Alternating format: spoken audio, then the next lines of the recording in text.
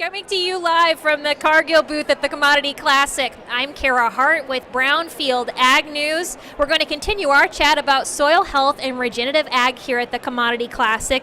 And joining us, we've got a farmer from Illinois. We've got Colby Hunt sitting right next to me. And on the far right, we've got expert Anna Teeter, a conservation agronomist with Cargill. Thank you both for joining us for this discussion.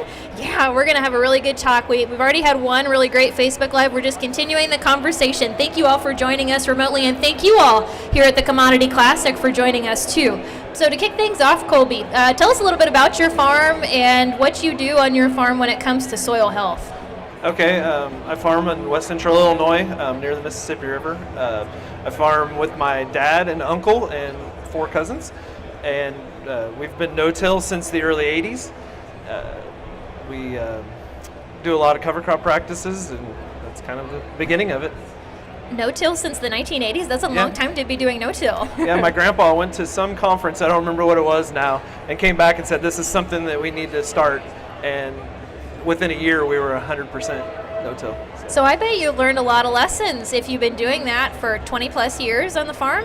Well, I kind of joke that I haven't actually, because we've been doing it since I've came back to the farm. I went to Western Illinois University and graduated in 2003, so we've been no-tilling for a long time. So it's just a lot of refining, and I've never tilled in my life, so it's not something I'm used to. So are you what we consider like a soil geek? Like you get out and you look at the soils and you say, oh, this looks like great soil. Yeah. Whenever we dig anything up, I'm always looking at structure and earthworms and that sort of thing. Okay. So if a farmer were to go out and look at your field and dig up, and you do like a soil test, what would we see? One thing I always see, we were digging in a field that we'd farmed for a number of years just this winter. And when we dig down, the earthworm population is just insane.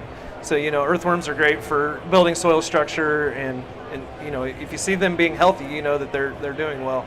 And that's one maybe kind of odd gauge that we use for soil health, but it's one I like to use. And we were also in a field that we hadn't farmed as long, and there wasn't near as many earthworms, so I got a good comparison this winter. Okay.